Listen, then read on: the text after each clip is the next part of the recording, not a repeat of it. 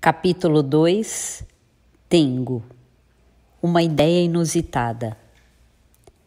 A primeira lembrança de Tengo era de quando tinha 1 ano e meio de idade. Sua mãe tirava a blusa, soltava as alças da camisola branca e um homem, que não era seu pai, chupava os bicos de seus seios. No berço, um bebê, que possivelmente era o próprio Tengo, observava a si mesmo como uma terceira pessoa. Ou seria aquele outro um irmão gêmeo? Não era. O bebê do berço só poderia ser Tengo com 1 ano e meio. Ele sabia disso, ainda que intuitivamente. O bebê dormia com um leve ressonar. Essa era a primeira lembrança que Tengo tinha de sua vida. Uma cena de 10 segundos nitidamente gravada na tela de sua consciência. Não havia antes nem depois. Era uma lembrança única e isolada, como um campanário que desponta das águas turvas após uma grande inundação na cidade. Toda vez que surgia uma oportunidade, Tengo perguntava às pessoas com quem conversava qual era a primeira lembrança delas e quantos anos tinham nessa época. A maioria respondia que tinha de 4 a 5 anos, quando muito, 3. Não encontrou ninguém que dissesse recordar de algo com menos idade. Dizem que somente a partir dos 3 anos é que uma criança consegue discernir uma situação que ela presencia.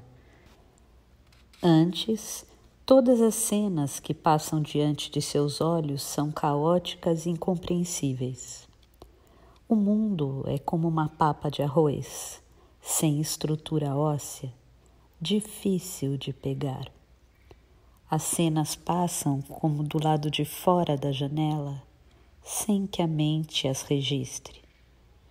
Nesse sentido, era de supor que um bebê de 1 ano e meio fosse incapaz de entender a cena de um homem, que não era seu pai, chupando os seios de sua mãe. Isso era óbvio. Portanto, caso a lembrança fosse fidedigna, possivelmente era porque Tengo-a gravara em suas retinas sem julgá-la, como a película de uma câmera que registra mecanicamente amálgamas de luz e sombras do objeto. E na medida em que sua consciência foi se desenvolvendo, aquela cena, até então enquadrada e conservada, foi sendo submetida à análise e gradativamente sentidos foram-lhe sendo agregados. Mas será realmente possível? Será que o cérebro de um bebê realmente é capaz de registrar e guardar imagens como aquela? Ou será que isso era apenas uma falsa lembrança? Uma invenção que sua consciência criou aleatoriamente, motivada por um suposto objetivo ou artimanha? Invenção da memória, uma possibilidade que Tengo considerou e muito. Mas, por fim, concluiu que aquilo não era fruto de sua imaginação. A lembrança era intensamente nítida e de forte apelo persuasivo, longe de ser uma mera invenção. Nela havia luz, cheiro, palpitação. Tudo muito real, impossível que fosse falso. Mesmo porque, ao considerar a lembrança verdadeira, muitas coisas faziam sentido tanto no nível racional quanto no emocional. Essa nítida imagem de cerca de 10 segundos surgia de repente, sem se anunciar, sem aviso prévio, sem hesitação e sem bater na porta. Não importava onde Tengo estivesse, no trem, escrevendo equações na lousa, durante as refeições ou até mesmo conversando com alguém, como era o caso agora, ela surgia como um devastador e silencioso tsunami. Quando Tengo se dava conta, lá estava ela, bem diante dele, provocando imediato formigamento em seus braços e pernas. Por instantes o tempo parava, o ar se tornava rarefeito, dificultando a respiração. As pessoas e as coisas ao seu redor desvinculavam-se dele. Uma parede líquida tragava seu corpo, mas, ainda que sentisse o mundo se fechar em breu, sua consciência não chegava a desfalecer. Era como mudar a posição das agulhas dos trilhos de uma linha férrea. Os sentidos ficavam parcialmente mais aguçados. Não sentia medo, embora não conseguisse manter os olhos abertos. As pálpebras ficavam pesadamente cerradas. Os sons em seu entorno também soavam distantes. E essa imagem que lhe era tão habitual projetava-se inúmeras vezes em sua tela mental. Seu corpo começava a transpirar. Sob a camisa sentia o suor brotar nas axilas. O corpo dava leves tremeliques. Os batimentos cardíacos aceleravam, provocando intensa palpitação. Quando estava com alguém, Tengo fingia estar com vertigens. De fato, os sintomas eram semelhantes e era só uma questão de tempo para seu estado voltar ao normal. Nessas ocasiões, ele tirava o lenço do bolso e, levando-o à boca, mantinha-se quieto. Para tranquilizar quem o acompanhava, costumava levantar a mão, sinalizando que estava tudo bem. Às vezes, passava em 30 segundos. Em outras, levava pouco mais de 1 minuto. Durante esse tempo, a mesma imagem se repetia várias e várias vezes de modo automático, como se a tecla de repetição do videocassete estivesse acionada. Sua mãe soltava a alça da camisola e um homem chupava seus bicos empinados. Ela fechava os olhos e ofegava em longos suspiros. Um tênue cheiro nostálgico de leite materno pairava no ar. O olfato é o órgão mais desenvolvido do bebê. Ensinava-lhe muita coisa. Em certas ocasiões, o olfato é que lhe ensinava tudo. Não se ouvia nenhum som. O ar se transformava num líquido pastoso. A única coisa que parecia audível eram as suaves batidas de seu coração. Veja isso, os dois lhe diziam. Veja somente isso, eles lhe diziam.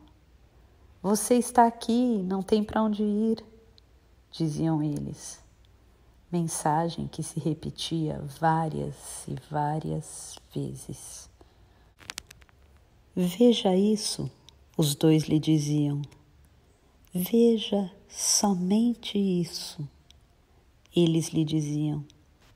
Você está aqui e não tem para onde ir, diziam eles.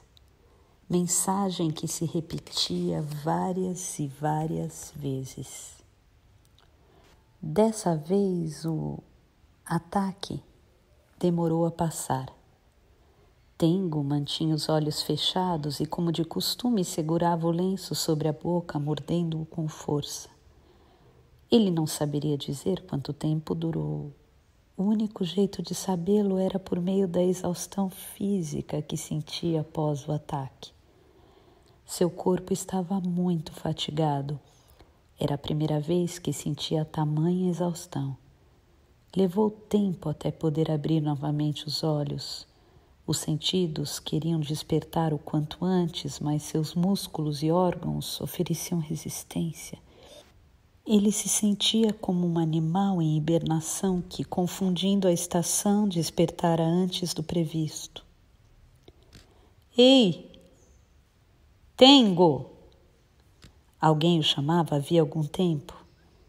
Era uma voz que parecia vir das profundezas de uma caverna. Foi quando se lembrou de que esse era o seu nome. O que aconteceu? É aquilo de novo? Está tudo bem? Perguntava a voz. Dessa vez, ela parecia mais próxima. Tengo finalmente abriu os olhos e os fixou em sua mão direita, agarrada à borda da mesa. Certificou-se de que o mundo não havia se desintegrado e que ele continuava a ser ele mesmo. Ainda sentiu uma certa dormência, mas com certeza aquilo que via era realmente a sua mão direita. Também sentiu o cheiro de suor. Era um odor estranhamente selvagem, como aquele que sentimos em frente à jaula dos animais no zoológico. No entanto, não havia nenhuma dúvida de que o odor era seu. Sentiu sede, esticou o braço, pegou o copo sobre a mesa e tomou metade da água, cuidando para não derramá-la. Descansou um pouco para retomar a respiração e, em seguida, bebeu o restante da água. Foi recobrando a consciência gradativamente e reanimando os sentidos. Colocou o copo de volta na mesa e enxugou a boca com o lenço. Desculpe-me, já estou melhor, disse Tengo. Em seguida, assegurou-se de que Komatsu era quem se sentava à sua frente. Os dois estavam conversando numa cafeteria nas adjacências da estação Shinjuku. As vozes ao redor voltaram a soar como de costume. Um casal sentado na mesa ao lado olhava, indagando entre eles o que teria acontecido.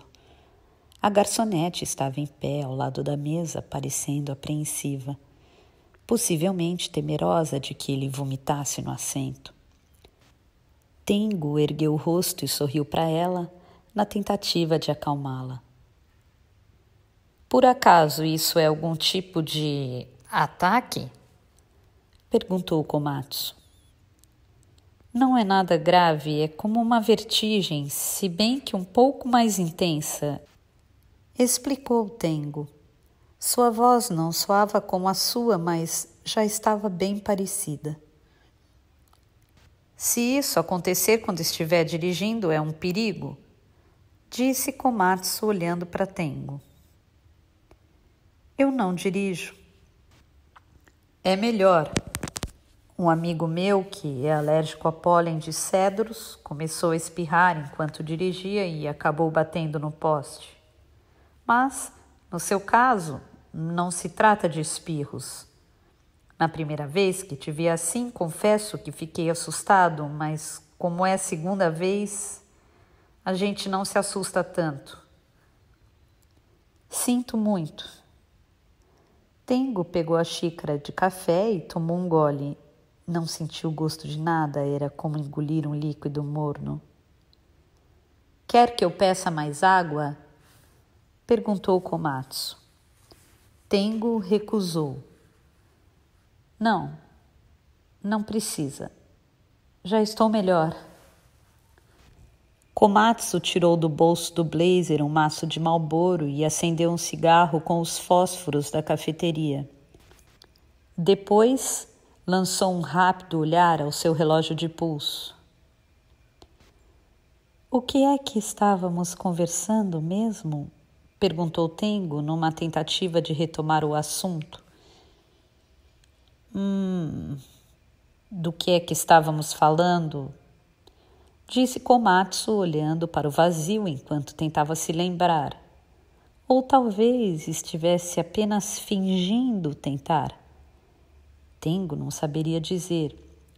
Os gestos e a fala de Komatsu tinham uma certa dose de encenação. Já sei. Falávamos sobre a garota chamada Fukaeri da Crisálida de Ar. Tengo concordou, balançando afirmativamente a cabeça.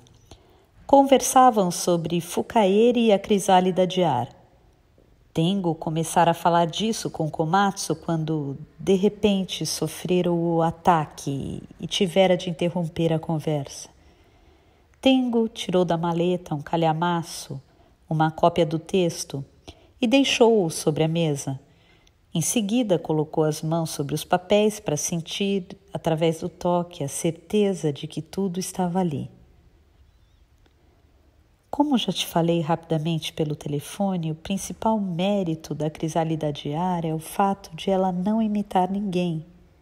E é muito raro, na obra de uma novata, não encontrar trechos ou pretensão de querer ser como alguém. Disse Tengo, escolhendo cuidadosamente as palavras. É claro que as frases estão mal elaboradas e o vocabulário infantil, a começar pelo título, em que ela confunde crisálida e casulo. Se o intuito fosse o de apontar os defeitos, a lista seria enorme, mas o fato é que essa história possui algo que nos encanta. O enredo em si é fantasioso, mas os detalhes são descritos de maneira extremamente objetiva. O equilíbrio entre fantasia e realidade é muito bom. Não sei se o termo mais adequado para isso seria originalidade ou fatalidade. Se você disser que o texto não é isso tudo, vou ter de concordar. Mas só sei que, quando li essa obra, ainda que com muita dificuldade, a minha reação foi a de um reticente silêncio. Um silêncio que provocava uma sensação estranhamente incômoda, eu diria até desagradável, um sentimento difícil de explicar. Komatsu olhava em silêncio o rosto de Tengo, aguardando mais explicações. Tengo continuou. Eu não queria descartá-la simplesmente porque a redação é infantil. Nestes últimos anos, meu trabalho tem sido ler pilhas e mais pilhas de originais. Se bem que o certo seria admitir que eu os lia pulando trechos. Alguns eram bem escritos, já outros nem valia a pena serem lidos, e é claro que a maioria se enquadrava neste último caso. Mas, enfim, de tudo o que eu pude ler até agora, a única obra que realmente me fez sentir algo foi A Crisálida de Ar. E também foi a única que, após o término da leitura, senti vontade de reler desde o começo. Entendo, Komatsu disse. Após soprar a fumaça do cigarro, calou-se com uma expressão de total desinteresse. Mas como não era de hoje que Tengo conhecia, ele não se deixou enganar por essa atitude. Ele sabia que Komatsu era do tipo que, às vezes, expressava no rosto sentimentos opostos ao que sentia em seu íntimo. Ciente disso, Tengo aguardou pacientemente a iniciativa de Komatsu começar a falar. Eu também li, disse Komatsu um tempo depois. Assim que recebi seu telefonema, imediatamente resolvi ler o texto. Mas, cá entre nós, ele é realmente muito ruim. Além dos erros gramaticais, há frases em que simplesmente não dá para entender o que se está querendo dizer. Você não acha que, em vez de fazer romances, o melhor seria primeiro aprender a escrever do zero? Mas mesmo assim você leu até o fim, não leu? Komatsu sorriu. Um sorriso que pareceu tirado do fundo de uma gaveta pouco usada. Está certo, você tem razão, li até o fim. Eu mesmo me surpreendi porque nunca fui de ler por inteiro essas obras inscritas para concorrer ao prêmio literário do autor revelação. Ainda por cima me dei ao trabalho de reler certos trechos. Neste sentido, tenho que admitir que, apesar dos pesares, essa obra tem potencial. Nesse sentido, tenho que admitir que, apesar dos pesares, essa obra tem potencial. Significa que nela existe algo, não é mesmo? Komatsu deixou o cigarro apoiado no cinzeiro e coçou a borda do nariz com o dedo médio da mão direita. A pergunta de Tengo, porém, ficou sem resposta. Essa menina tem apenas 17 anos e ainda está no colegial. O que ela precisa é apenas ler mais romances e praticar exercícios de redação. Reconheço que será difícil essa obra ganhar o concurso, mas, sinceramente, acho que vale a pena passá-la para a fase final. Você tem esse poder de decisão, não tem? Se assim eu fizer, ela com certeza deve vencer numa outra vez, disse Tengo. Komatsu limitou-se a soltar uma interjeição e, entediado, bocejou. Em seguida, pegou o copo e tomou um gole de água. Pense nisso, Tengo. Imagine só se um texto tão mal feito como esse for selecionado para a fase final. Os professores da comissão julgadora vão cair para trás. E com razão vão xingar você. Se bem que, para começar, eles nem vão ler até o fim. Os 4 membros da comissão julgadora são escritores, todos muito ocupados. Eles vão apenas passar os olhos nas 2 primeiras páginas e imediatamente descartar o texto. Vão pensar que é uma redação de algum aluno do ginásio. Você acha que, se eu tentar persuadi-los dizendo que nessa obra existe um diamante que só precisa ser lapidado, alguém vai me dar ouvidos? Se a minha opinião vale alguma coisa, prefiro que ela seja usada para indicar alguém que seja realmente promissor. Então quer dizer que a gente deveria simplesmente tirá-la do páreo? Eu não disse isso. Respondeu Komatsu, coçando a borda do nariz. Em relação a essa obra, eu tenho uma ideia um pouco inusitada. Uma ideia inusitada? Repetiu Tengo. Essas palavras lhe soaram vagamente algorentas. Você me pediu para aguardar com expectativa a próxima obra, disse Komatsu. É claro que eu gostaria de ter essa expectativa. Não há nada mais gratificante para um editor do que criar com carinho um jovem escritor, dando-lhe tempo. É emocionante ser o primeiro a descobrir uma estrela nova numa noite de céu límpido. Mas, sinceramente, acho difícil essa garota ter uma segunda chance. Vivo nesse mundo literário há 20 anos. Vi muitos escritores surgindo e desaparecendo. Por isso, posso dizer que aprendi a discernir aqueles que vão vingar daqueles que não. Eu diria que essa garota não terá uma próxima vez. Sinto muito dizer isso, mas não vai ter a próxima nem a próxima da próxima. Para começar, não é uma questão de tempo e estudo que irá melhorar o texto. Por mais que se espere, a espera será em vão. Sabe por quê? Porque essa pessoa não tem nenhuma gota de vontade de escrever um texto bom, um texto bem feito. Só há 2 maneiras de uma pessoa escrever bem. Ou ela já nasce com esse talento literário, ou ela precisa se empenhar e muito para conseguir aprimorar a redação. E essa garota chamada Fukaeri não se enquadra em nenhuma dessas possibilidades. Como você mesmo deve ter notado, ela não tem vocação e, pelo visto, não tem também vontade de se esforçar para tal. Não sei te dizer o porquê disso, mas me parece que ela não tem nenhum interesse pela escrita.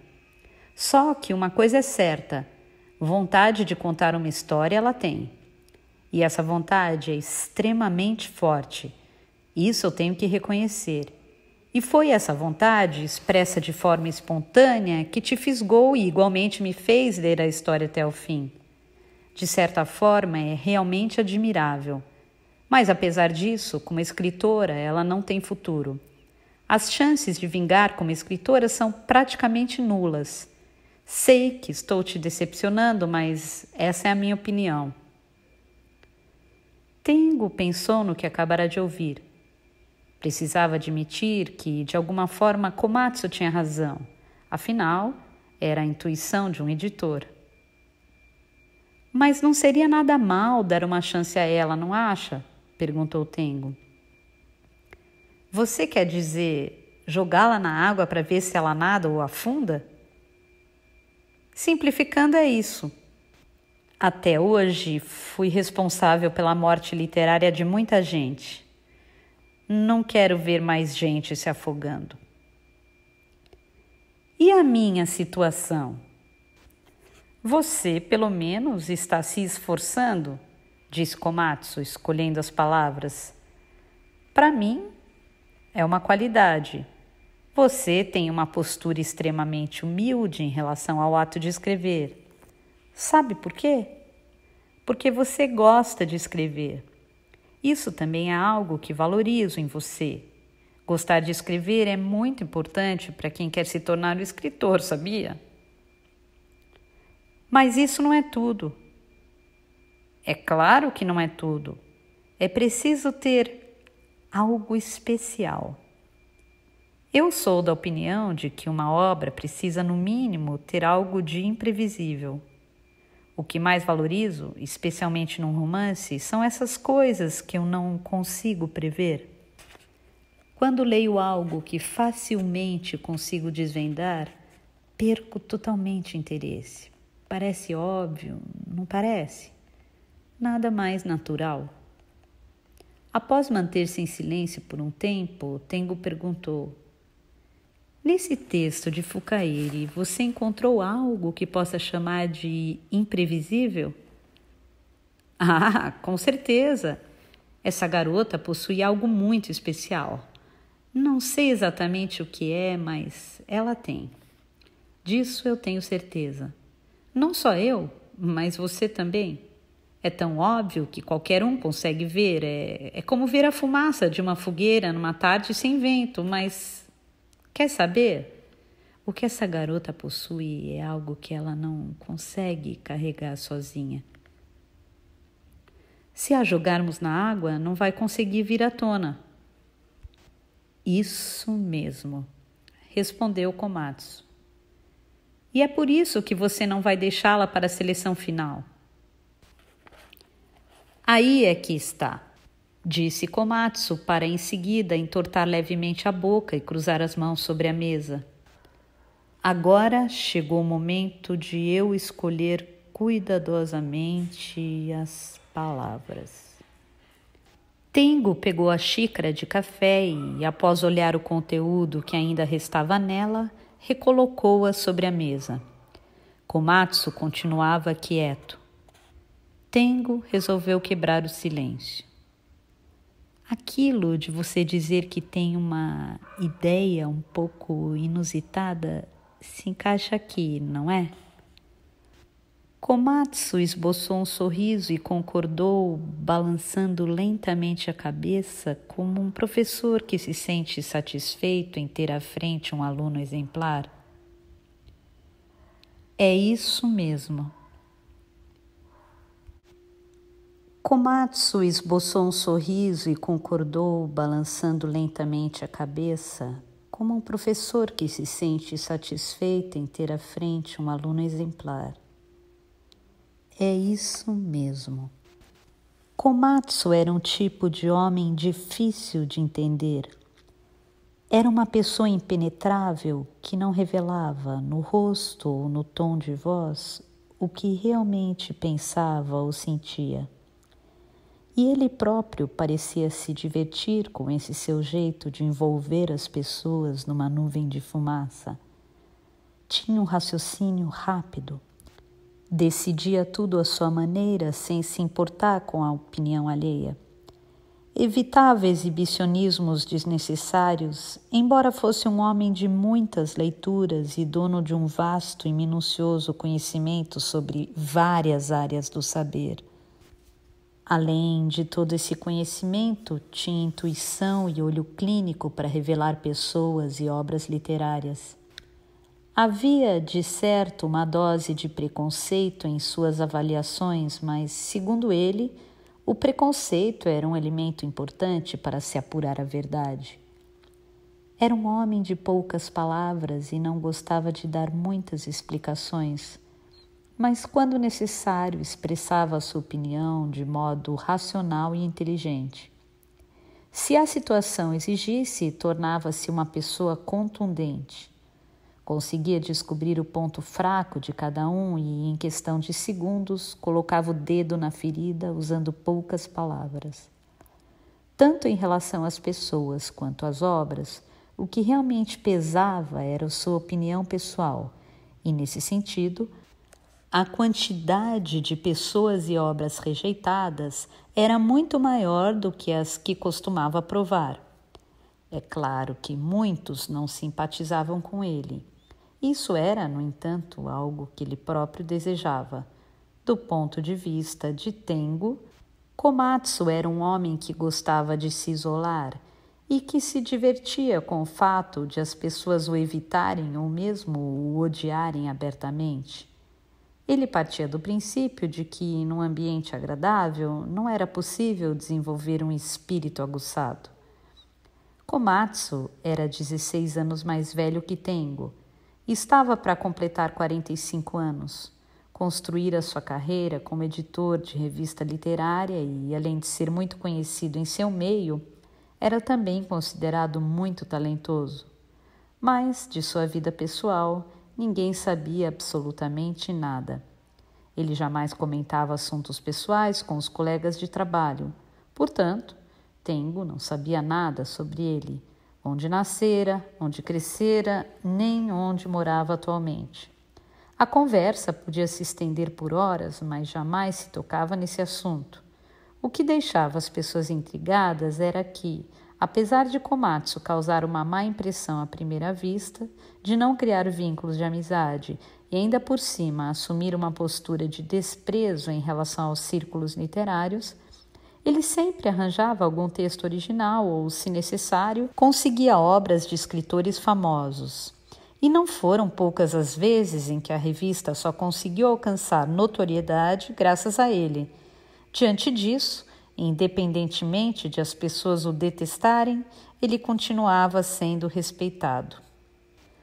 Havia boatos de que, quando Komatsu era estudante da Faculdade de Literatura da Universidade de Tóquio, durante a década de 60, ele teria sido um dos líderes do movimento estudantil que lutara contra o Tratado de Segurança que o Japão negociava com os Estados Unidos.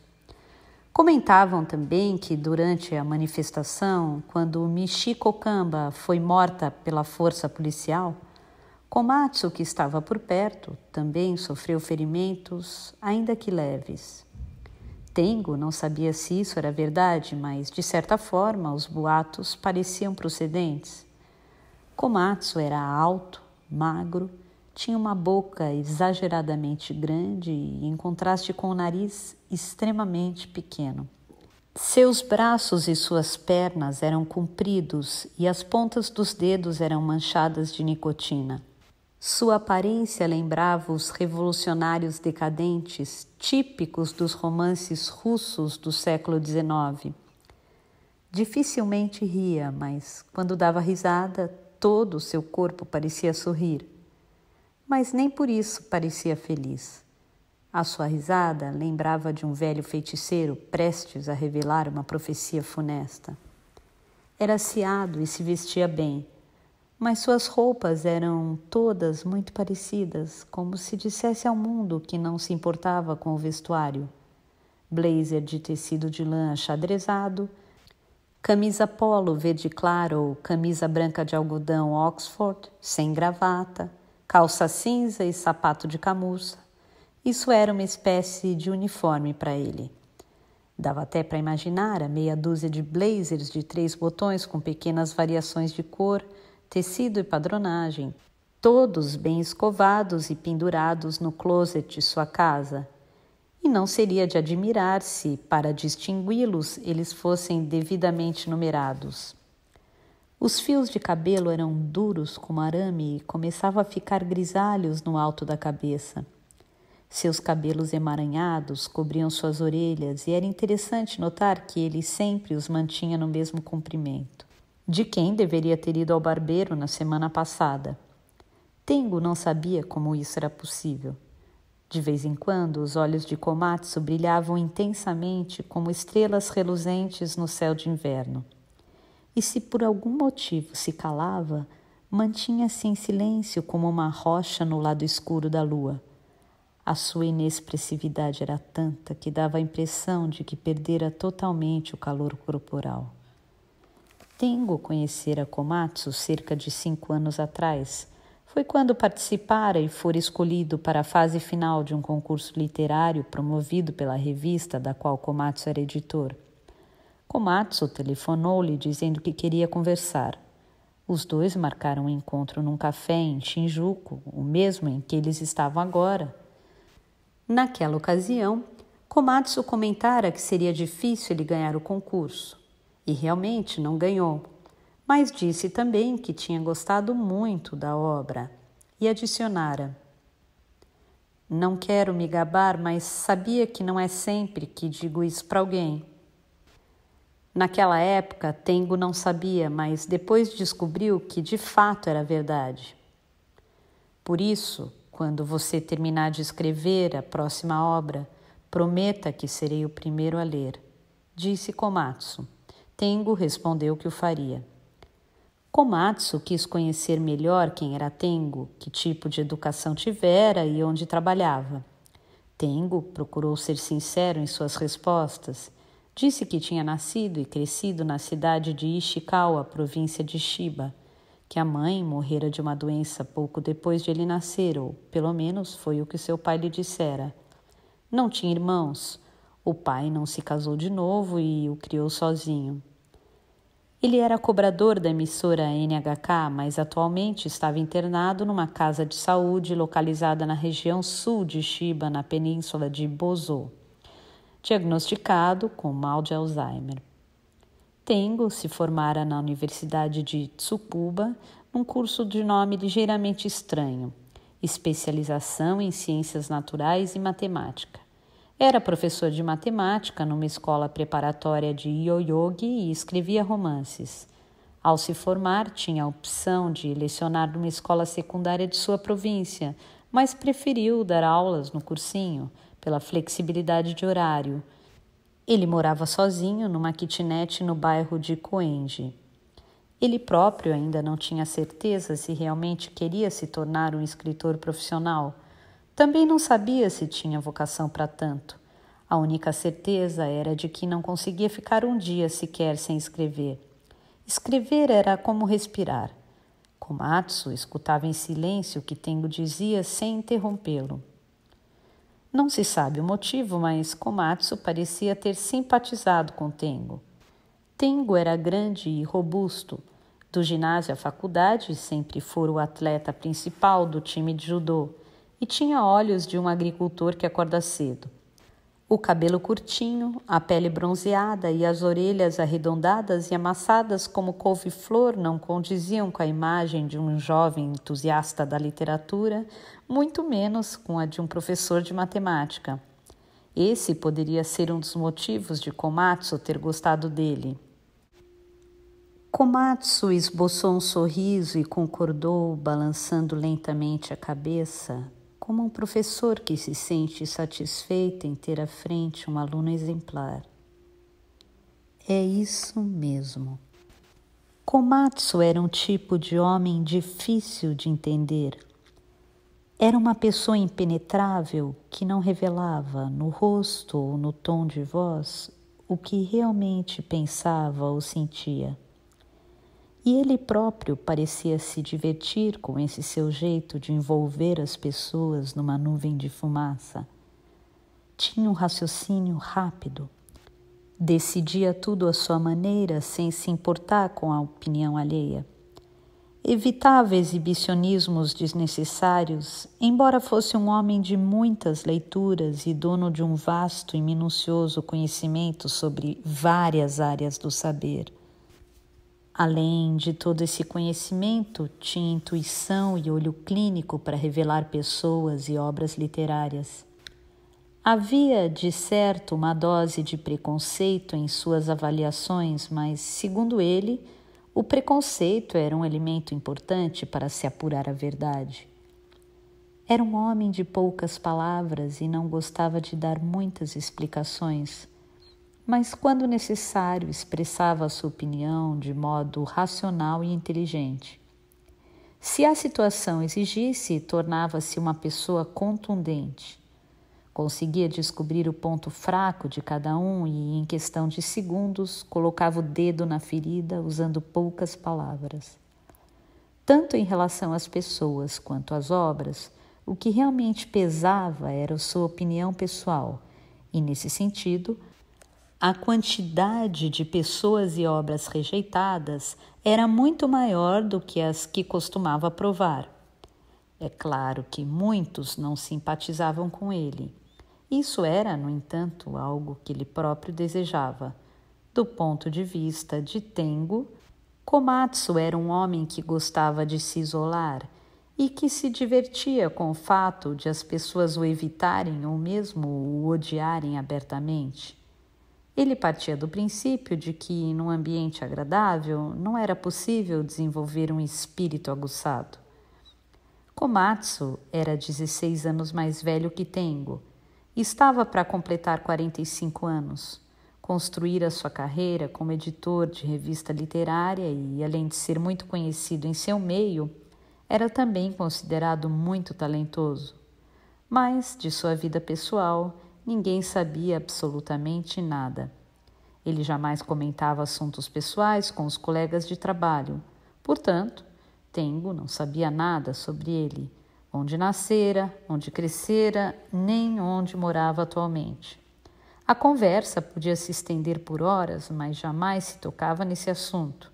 O que deixava as pessoas intrigadas era que, apesar de Komatsu causar uma má impressão à primeira vista, de não criar vínculos de amizade e ainda por cima assumir uma postura de desprezo em relação aos círculos literários, ele sempre arranjava algum texto original ou, se necessário, conseguia obras de escritores famosos.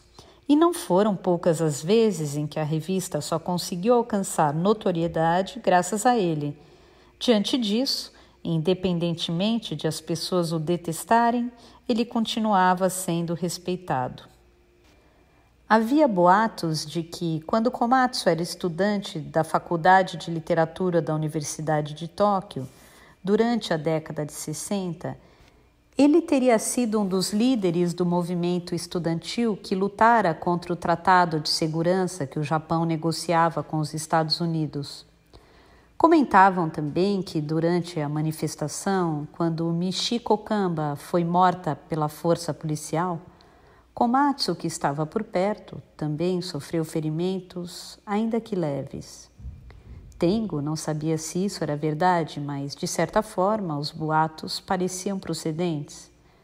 Komatsu era alto, magro, tinha uma boca exageradamente grande e, em contraste com o nariz, extremamente pequeno. Seus braços e suas pernas eram compridos e as pontas dos dedos eram manchadas de nicotina. Sua aparência lembrava os revolucionários decadentes típicos dos romances russos do século XIX. Dificilmente ria, mas quando dava risada, todo o seu corpo parecia sorrir. Mas nem por isso parecia feliz. A sua risada lembrava de um velho feiticeiro prestes a revelar uma profecia funesta. Era aciado e se vestia bem, mas suas roupas eram todas muito parecidas, como se dissesse ao mundo que não se importava com o vestuário. Blazer de tecido de lã xadrezado, camisa polo verde claro ou camisa branca de algodão Oxford, sem gravata, calça cinza e sapato de camurça. Isso era uma espécie de uniforme para ele. Dava até para imaginar a meia dúzia de blazers de 3 botões com pequenas variações de cor, tecido e padronagem, todos bem escovados e pendurados no closet de sua casa. E não seria de admirar se, para distingui-los, eles fossem devidamente numerados. Os fios de cabelo eram duros como arame e começavam a ficar grisalhos no alto da cabeça. Seus cabelos emaranhados cobriam suas orelhas e era interessante notar que ele sempre os mantinha no mesmo comprimento. De quem deveria ter ido ao barbeiro na semana passada. Tengo não sabia como isso era possível. De vez em quando, os olhos de Komatsu brilhavam intensamente como estrelas reluzentes no céu de inverno. E se por algum motivo se calava, mantinha-se em silêncio como uma rocha no lado escuro da lua.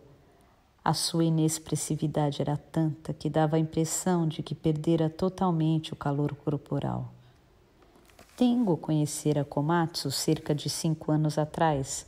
Foi quando participara e fora escolhido para a fase final de um concurso literário promovido pela revista da qual Komatsu era editor.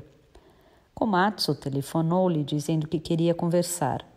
Os dois marcaram um encontro num café em Shinjuku, o mesmo em que eles estavam agora. Naquela ocasião, Komatsu comentara que seria difícil ele ganhar o concurso. E realmente não ganhou. Mas disse também que tinha gostado muito da obra e adicionara: "Não quero me gabar, mas sabia que não é sempre que digo isso para alguém." Naquela época, Tengo não sabia, mas depois descobriu que de fato era verdade. Por isso, quando você terminar de escrever a próxima obra, prometa que serei o primeiro a ler, disse Komatsu. Tengo respondeu que o faria. Komatsu quis conhecer melhor quem era Tengo, que tipo de educação tivera e onde trabalhava. Tengo procurou ser sincero em suas respostas. Disse que tinha nascido e crescido na cidade de Ishikawa, província de Chiba, que a mãe morrera de uma doença pouco depois de ele nascer, ou pelo menos foi o que seu pai lhe dissera. Não tinha irmãos. O pai não se casou de novo e o criou sozinho.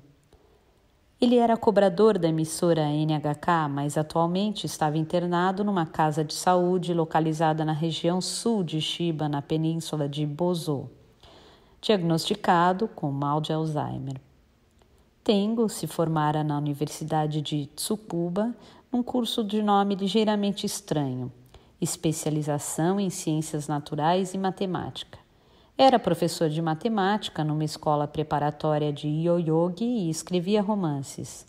Ao se formar, tinha a opção de lecionar numa escola secundária de sua província, mas preferiu dar aulas no cursinho, pela flexibilidade de horário.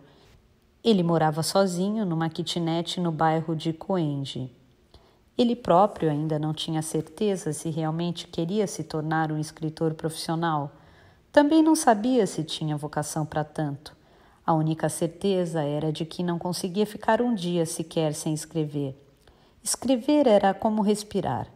Komatsu escutava em silêncio o que Tengo dizia sem interrompê-lo. Não se sabe o motivo, mas Komatsu parecia ter simpatizado com Tengo. Tengo era grande e robusto. Do ginásio à faculdade, sempre fora o atleta principal do time de judô e tinha olhos de um agricultor que acorda cedo.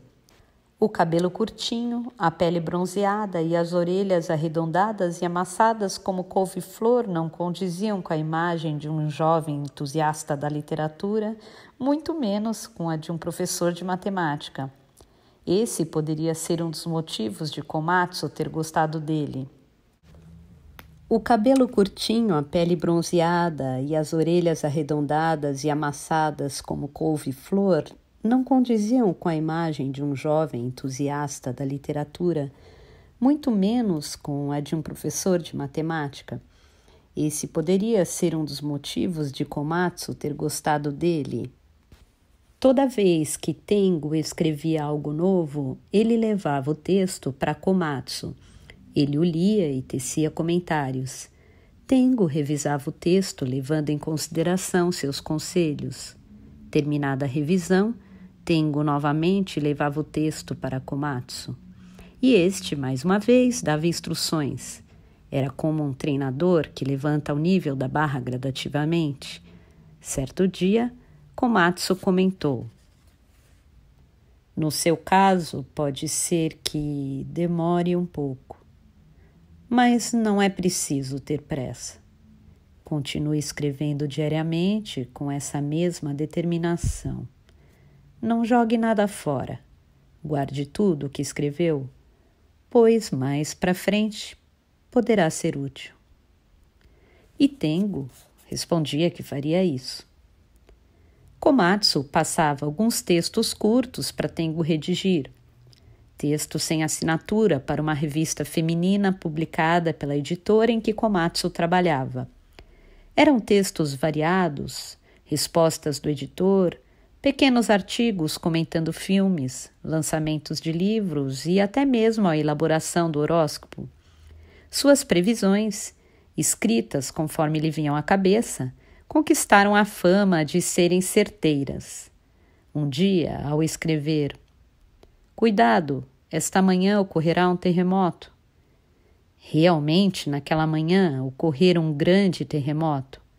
Esse tipo de trabalho esporádico era gratificante, pois, além de proporcionar um rendimento extra, dava-lhe a oportunidade de treinar a escrita. E o fato de ver os seus textos, independentemente do formato, impressos e dispostos nas prateleiras das livrarias, o deixava contente. Um tempo depois, Tengo passou a avaliar as obras inscritas no Prêmio Literário de Autor Revelação promovido pela revista. E a despeito de ele próprio estar em condições de se candidatar ao prêmio, conseguia ler as obras dos demais candidatos de modo imparcial, sem se importar com sua situação inusitada. De tanto ler inúmeras obras ruins, descobriu na prática o que se considerava uma obra ruim. A cada concurso lia cerca de 100 títulos e, após selecionar os 10 melhores, indicava-os a Komatsu com os devidos comentários numa folha anexa. Dentre essas 10 obras selecionadas, 5 iam para a fase final e, por fim, a comissão julgadora, composta de 4 membros, escolhia o vencedor. Além de Tengo, havia outras pessoas igualmente contratadas como temporários para ler as obras inscritas e, além de Komatsu, havia também outros editores envolvidos na pré-seleção. Com isso, esperava-se ganhar em imparcialidade, mas os esforços não eram realmente necessários. As obras promissoras eram, quando muito, na ordem de 2 ou 3, independentemente da quantidade de inscritos, e estas normalmente não passavam despercebidas por quem as lesse. Tengo fora selecionado para a fase final 3 vezes.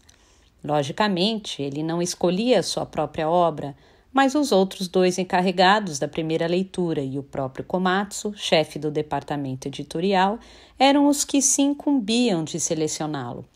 E apesar de elas nunca terem sido premiadas, Tengo não ficava desapontado. Em sua mente estavam gravadas as palavras de Komatsu de que era apenas uma questão de tempo. E ele próprio não tinha o desejo premente de se tornar escritor.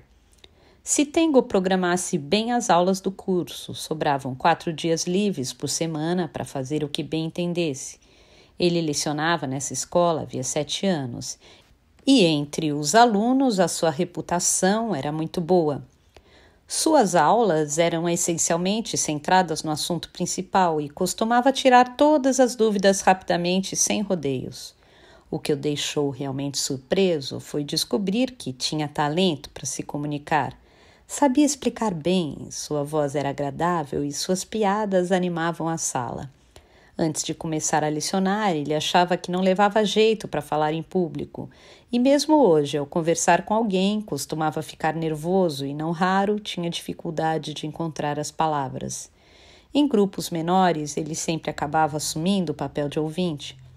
No entanto, quando estava na sala de aula, em pé, diante de um grande número de pessoas, sua mente se desanuviava e ele desandava a falar sem nenhuma dificuldade.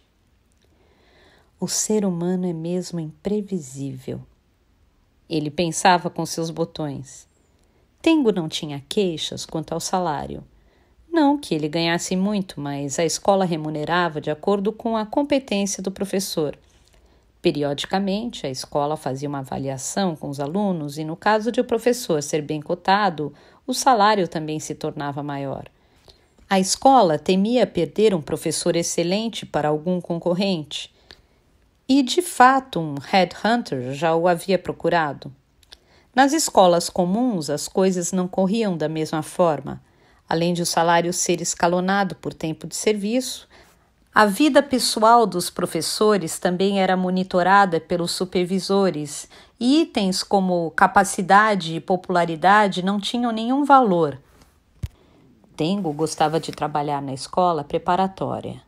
A maioria dos estudantes que a frequentavam estava consciente e focada em passar no vestibular, e por isso ela assistia atentamente às lições. A única coisa que o professor precisava fazer era dar aulas. Isso era uma bênção para Tengo, uma vez que não precisava esquentar a cabeça com alunos que se comportavam mal, nem com as infrações ao regulamento da escola.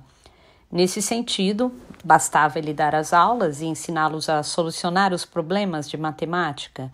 E o conceito básico da matemática pura era um assunto que Tengo dominava e sabia ensinar com maestria. Quando estava em casa, acordava cedo e escrevia até o entardecer. Uma caneta tinteiro Montblanc, um frasco de tinta azul e folhas pautadas para 400 caracteres era tudo o que Tengo precisava para se sentir satisfeito. Uma vez por semana, sua namorada, uma mulher casada, passava a tarde com ele no apartamento. Fazer sexo com uma mulher casada, 10 anos mais velha, era perfeito, uma vez que não precisava assumir um compromisso sério. Ao entardecer, saía para uma longa caminhada e à noite costumava ficar sozinho, lendo um livro e ouvindo música. Não via televisão. Quando algum cobrador da NHK aparecia em sua porta, ele informava educadamente que não tinha aparelho de TV. Realmente não tenho. Se quiser, entre e verifique com seus próprios olhos, convidava Tengo. Porém, os funcionários nunca o faziam, pois não eram autorizados a entrar nas casas. Quando algum cobrador da NHK aparecia em sua casa, ele informava educadamente que não tinha aparelho de TV. Realmente não tenho. Se quiser, entre e verifique com seus próprios olhos, convidava Tengo. Porém, os funcionários nunca o faziam, pois não eram autorizados a entrar nas casas. Estou pensando em algo muito maior, disse Komatsu. Maior? Isso mesmo. Em vez de pensar num prêmio pequeno como o de autor revelação, vamos almejar algo bem maior. Tengo manteve-se em silêncio. Apesar de desconhecer as intenções de Komatsu, sentiu certa inquietude. Estou falando do prêmio Akutagawa, disse Komatsu um tempo depois.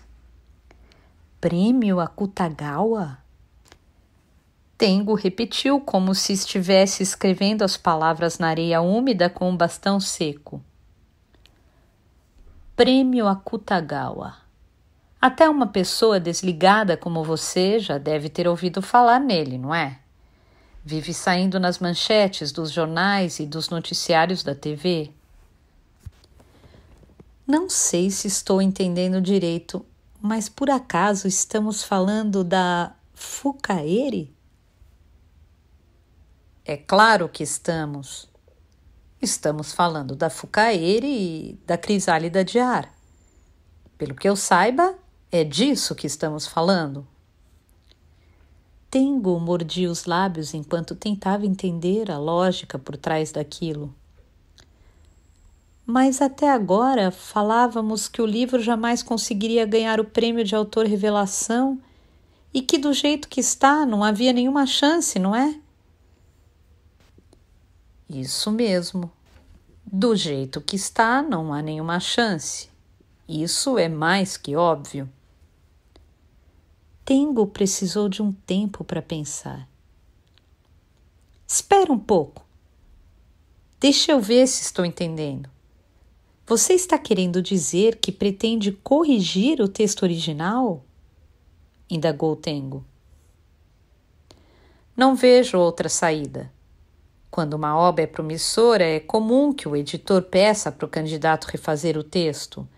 Não é tão estranho quanto parece. Porém, neste caso, não é o próprio autor que fará isso, mas outra pessoa. Outra pessoa? Indagou Tengo, presumindo a resposta antes mesmo de formulá-la. Mesmo assim, achou melhor esperar. Você é que vai refazer o texto, respondeu Komatsu.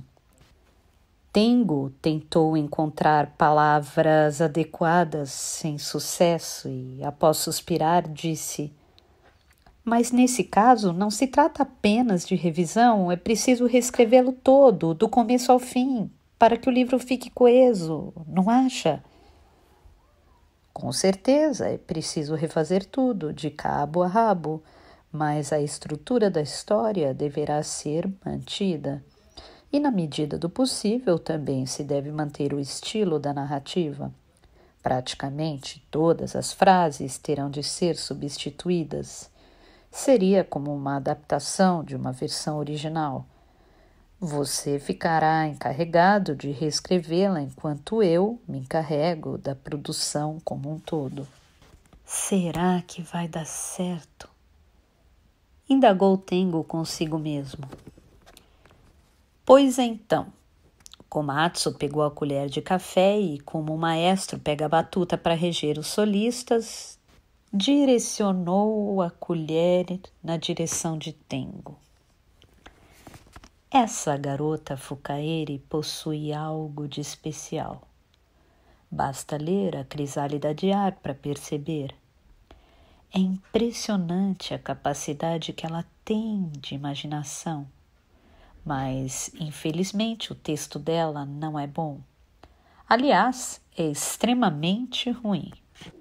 Você, por outro lado, escreve bem. Sabe tecer muito bem o enredo e tem bom senso. Seu texto, apesar de extenso, é permeado de frases inteligentes, delicadas e possui uma certa dose de vitalidade. Mas, ao contrário da nossa Fukaeri-chan, você ainda não descobriu o que realmente quer escrever. É por isso que às vezes é impossível captar a essência de suas histórias. O que você precisa escrever certamente está guardado dentro de você e está difícil de sair por estar escondido nas profundezas de uma caverna como um animalzinho amedrontado. Está acuado. Enquanto ele não sair, não há como capturá-lo. Quando eu digo que é só uma questão de tempo, é a isso que me refiro.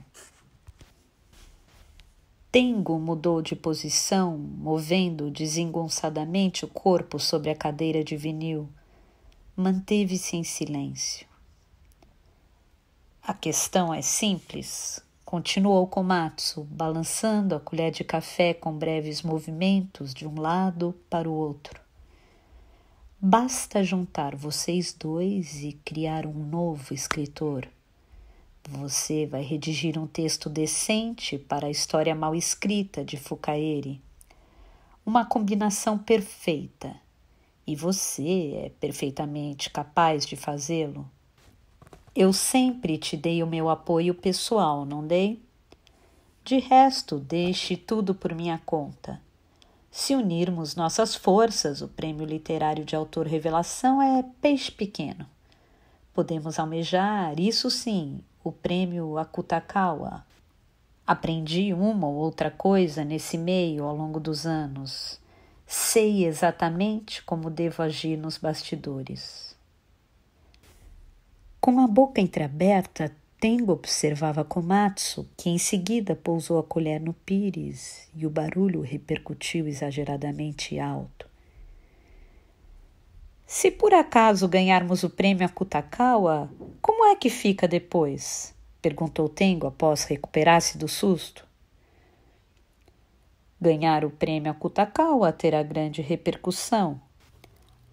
A maior parte das pessoas é incapaz de discernir se uma obra é boa ou não, mas elas não vão querer ficar para trás. Por isso, se um livro premiado tiver repercussão, elas vão comprar e ler. Se a autora é uma autêntica garota do colegial, aí é que as pessoas vão comprar mesmo. Se comprarem o livro, ganharemos um bom dinheiro. Quanto aos lucros, dividimos por 3, está bem? Mas quanto à partilha, não se preocupe, eu me encarrego disso. Isso de repartir o dinheiro é o de menos, disse Tengo num tom de voz um tanto seco. O fato de você, um editor, fazer esse tipo de coisa, isso não seria antiético? Se vier à tona, estaremos encrencados. Você não poderá continuar na empresa, não é? Não vão conseguir descobrir tão fácil? Saberei conduzir isso discretamente com o máximo de cautela. Caso descubram, terei o maior prazer em deixar o cargo. A minha imagem perante os superiores nunca foi das melhores e já tive de engolir muito sapo. Se a questão é emprego, isso eu arranjo num piscar de olhos. Saiba que não estou fazendo isso pelo dinheiro. O que eu realmente quero é ridicularizar esses círculos literários. Quero rir dessa gente que, como vermes, se metem nos porões mal iluminados e que, enquanto se elogiam, lambem as feridas e puxam o tapete um do outro, ficam aí dizendo bravatas de que a missão da literatura é isso e aquilo. Quero mexer nos bastidores desse sistema e expor essa babaquice. Não é divertido? Tengo não achou nenhuma graça naquilo. Para começar, ele nunca tinha visto esse tal mundo dos círculos literários e por alguns instantes emudeceu diante da constatação de que um homem da competência de Komatsu fosse capaz, motivado por tamanha criancice, de se meter numa façanha tão perigosa. Para mim, o que você acabou de dizer soa como um tipo de fraude. Fazer trabalhos em coautoria não é nenhuma novidade, disse Komatsu, franzindo a testa num gesto de contrariedade. Metade dessas revistas em quadrinhos faz isso. A equipe dá as ideias e escreve as histórias, o desenhista faz um esboço a lápis e, em seguida, o assistente desenha os detalhes e os pinta. É como essas fábricas de relógios espalhadas por aí. No mundo dos romances também temos exemplos desse tipo. É o caso desses romances Água com Açúcar.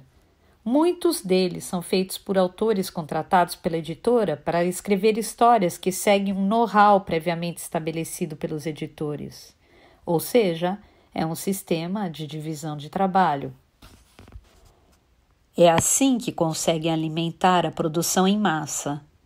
Mas o fato é que no mundo petrificado da literatura pura não se aceita abertamente esse tipo de sistema.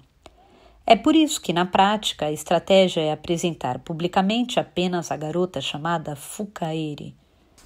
Se nos desmascararem, logicamente será um escândalo, mas eles não poderão nos enquadrar como infratores da lei. Afinal, hoje em dia, isso é muito comum. Ainda que não estejamos falando de um Balzac ou de um Murasaki Shikibu.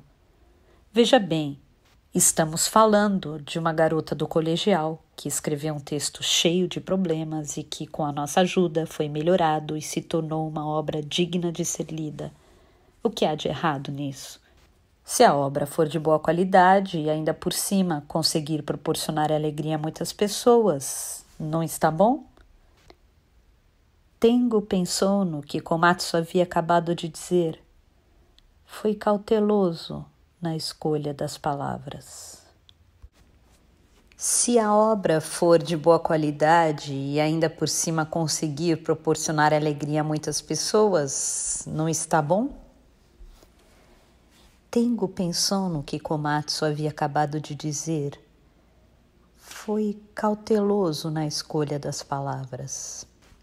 Há dois problemas. Certamente deve ter muitos outros, mas agora vou me restringir a apenas dois. O primeiro é se a autora, essa garota chamada Fukaeri, vai concordar que um estranho mexa em seu texto. Se ela disser não, essa conversa logicamente vai acabar. O segundo problema é que, mesmo ela aceitando, não sei se eu seria capaz de realizar o texto de modo satisfatório. É muito delicado trabalhar em conjunto e não sei se as coisas vão se encaminhar assim tão facilmente como você pensa. Você consegue. Komatsu respondeu prontamente, como se houvesse previsto a fala de Tengo. Não há dúvidas de que você vai conseguir. Quando eu li A Crisálida de Ar pela primeira vez, logo tive a certeza de que Tengo é quem deve reescrever isso. Em outras palavras, acho que essa história é perfeita para você. É uma história que está à sua espera para ser reescrita. Você não acha? Tengo apenas se limitou a balançar afirmativamente a cabeça. Faltavam-lhe as palavras. Não precisa se afobar, disse Komatsu com a voz serena. É um assunto importante. Pense com calma durante 2, 3 dias. Leia novamente A Crisálida de Ar e avalie minha proposta com carinho. E preciso te entregar isso. Komatsu tirou do bolso do blazer um envelope marrom e o entregou para Tengo. Nele havia 2 fotos coloridas de tamanho padrão. Eram fotos de uma jovem. Um retrato do rosto até a altura do peito e um instantâneo de corpo inteiro. Ambas pareciam ter sido tiradas no mesmo dia. Ela estava de pé em frente a uma escada de pedra de amplos degraus, rosto bonito, de feições clássicas, cabelos compridos de corte reto, blusa branca. Seu corpo era miúdo e esguio. Os lábios se esforçavam para abrir um sorriso, mas os olhos pareciam resistir. Um olhar sério, olhar de quem busca algo. Tengo observou as 2 fotos alternadamente e, enquanto as observava, algo de inexplicável o fez se lembrar de quando tinha a mesma idade. Sentiu um aperto no coração, um tipo especial de dor que não sentia havia muito tempo. Algo naquela garota parecia provocar-lhe esse tipo de dor. Komatsu quebrou o silêncio. Esta é Fukaeri. Até que ela é bem bonita, não acha? Tem um porte elegante. 17 anos. É perfeita. Ela se chama Eriko Fukada. Mas seu nome verdadeiro não será divulgado. Para todos os fins, seu nome será Fukaeri. Você não acha que, se ela ganhar o prêmio, a Akutagawa vai dar o que falar? A imprensa vai ficar em cima dela como um bando de morcegos. As vendas do livro vão disparar. Como será que Komatsu conseguiu essas fotos? Tengo estranhou. Normalmente os textos não vinham acompanhados de fotos, mas achou melhor não tocar no assunto. Em parte porque a resposta, que ele não tinha nenhuma ideia de qual seria, não era importante. Pode ficar com as fotos. Quem sabe te sirva para alguma coisa, disse Komatsu. Tengo as guardou no envelope e o pousou sobre o texto. Sabe, Komatsu, eu praticamente não conheço nada sobre as circunstâncias que envolvem o mundo literário, mas o bom senso me diz que esse plano é muito arriscado. Uma vez que se mente para a sociedade, há de se sustentar essa mentira para sempre. É preciso manter a coerência, tanto no emocional quanto na prática, não é algo assim tão fácil. Bastam de nós cometer um deslize, por menor que seja, para que todos entremos pelo cano. Você não concorda? Komatsu pegou mais um cigarro e o acendeu. Depois disse: Você tem toda a razão. O que você diz está correto. Realmente é um plano arriscado. No momento, as incertezas são muitas. É imprevisível o que pode acontecer. As coisas podem dar errado e deixar mágoas. Estou ciente disso, mas saiba que, mesmo levando em consideração todos os fatores de risco, o meu instinto me diz para levar adiante este plano. É uma chance que jamais teremos de novo. Até hoje nunca me deparei com uma oportunidade dessas. Não haverá uma segunda chance. Sei que isso de apostar não é correto, mas já temos as cédulas. Tenho também muitas fichas e várias condições se encaixam. Se perdermos essa oportunidade, certamente nos arrependeremos e muito. Tengo apenas se limitou a observar em silêncio um sorriso sinistro que se esboçou no rosto de Komatsu. E o que realmente importa é que nós vamos refazer a Crisálida de Ari e transformá-la numa grande obra. É uma história que precisa e deve ser bem escrita. Há alguma coisa nela de muito importante. Algo que alguém precisa habilmente extrair. No fundo, você também sabe muito bem disso, não sabe? É para isso que vamos unir nossas forças. Temos um projeto e cada um contribui com a sua capacidade. O objetivo é fazer com que o texto possa ser enviado para qualquer lugar, sem a preocupação de ser vergonhoso apresentá-lo às pessoas. Por mais que o fato de estarmos fazendo isso por uma boa causa seja uma justificativa, você há de convir que se trata de uma fraude. Se o objetivo é o de entregarmos a obra bem escrita, na prática não podemos entregá-la em lugar nenhum, uma vez que para isso será necessário fazer manobras furtivas pelos bastidores. Se o termo fraude não é adequado, digamos que estamos cometendo um ato de deslealdade. Mesmo que não seja visto como uma infração da lei, temos aí uma questão de ética. Afinal, um editor que trama contra o prêmio literário da editora na qual ele trabalha é o mesmo que alguém que vende ilegalmente ações e faz parte da empresa da sociedade anônima. Não se deve comparar literatura com ações. São coisas completamente diferentes. Por que seriam diferentes? Por exemplo, deixe-me ver. Você não está levando em consideração um fator muito importante? Disse Komatsu. Sua boca parecia bem maior e muito mais escancarada que de costume, numa nítida expressão de contentamento. Ou melhor, está relutando em admitir. Você simplesmente está ignorando o fato de querer fazer isso. Emocionalmente, você já está preparado para reescrever Crisálida de Ari. Para mim, isso está mais que claro. O fato de o plano ser arriscado ou de ferir a ética não tem a mínima importância. Tengo. Você está morrendo de vontade de reescrever de próprio punho a Crisálida de Ari. Está morrendo de vontade de extrair esse algo no lugar de Fukaeri.